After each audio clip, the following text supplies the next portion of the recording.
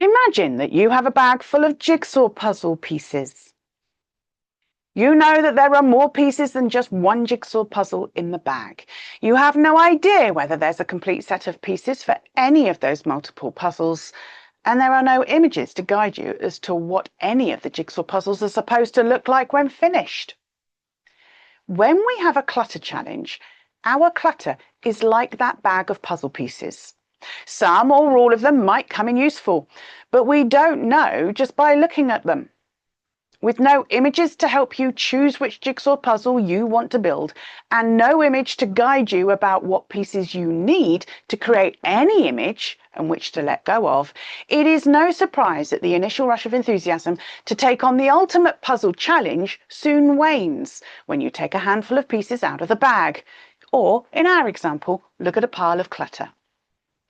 The sequence of steps that you need to follow to successfully complete any jigsaw puzzle are mirrored in the sequence of steps that you need to follow to successfully complete your clutter clearing jigsaw puzzle. So first, you need to create an image. Forget about what images you think you have the puzzle pieces for in your bag or your clutter. The boxes they all came in have long gone. The first thing you need to do is to create an image that you want your clutter clearing jigsaw puzzle to look like, to help you know which pieces in the bag you can let go of because you don't need them, knowing that if you need any that you don't have, you can get them later. How do we do that with our clutter? By creating a vision of our clutter-free best life. Then, and only then, will we know whether any puzzle pieces in the bag will help us create that image and help us decide which pieces we can let go of. Your vision and image don't have to be perfect to get you started. You just need to know core colour themes and outlines. In practical terms, we write our best life script so that we can create a description of what we want, which we can then turn into an image for our puzzle. It also helps us build our worksheet 7s that we create for each area and room in our home. Once you've started to create the image and vision of what your clutter clearing jigsaw puzzle looks like, the second thing you'll need to do is to create a workspace that's big enough to build that puzzle over time, allows you to work on it in short bursts, and where you can easily leave it without it getting disturbed. Just as you would if you were doing an actual jigsaw puzzle, the workspace you need for your clutter clearing jigsaw puzzle is no bigger than a dining room table, with enough space to physically move around it. This creates a dedicated space for your life timeline work that you start on step 1, and for your categorizing and sorting station when you get to step 2 of your journey and you're doing your clutter clearing sessions on your physical clutter.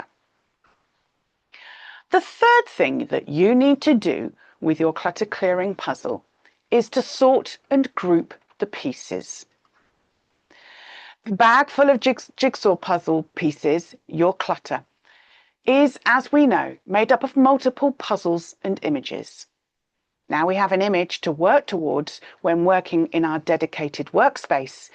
We can start sorting and grouping the pieces that are in the bag. Although it may feel like it slows you down to turn them all the right side up, and it's tedious to do, it will save you time in the long run.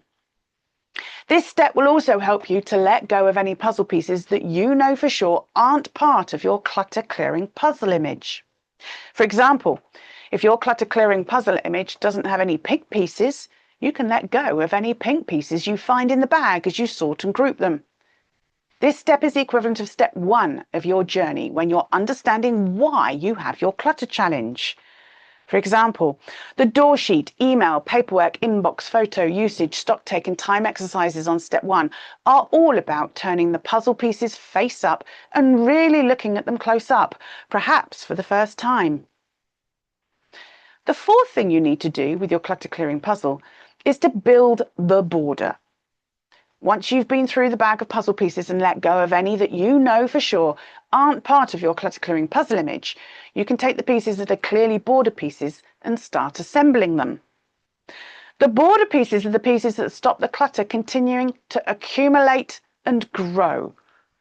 And this is what you build on steps 2 of your journey and beyond with your weekly planners, your meal planners, the shopping challenge, email, computer, paperwork, and to-do list clutter clearing sessions each and every clutter clearing week.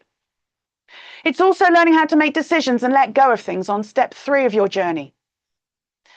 The 5th thing you need to do with your clutter clearing jigsaw puzzle is to focus on small, distinct areas. Once the border is in place, instead of trying to start building big areas of the puzzle picture, it's more effective to focus on the smallest areas first. Why? Because as you build them, you'll be able to see your puzzle image emerge faster. You'll get a better sense of how they all fit together, and consequently, you'll see and feel a real sense of progress. This is the equivalent of following your room order list that you create on step 4, Mount Everest, of your 7-step journey, where you start with the smallest and least cluttered area and room, and finish with the biggest, most cluttered area or room on the last step of your journey. By focusing on and finishing each area and room in order, you will see and feel a sense of achievement quicker, which will keep you motivated to keep going. The 6th thing you need to do with your clutter clearing jigsaw puzzle is to connect small areas.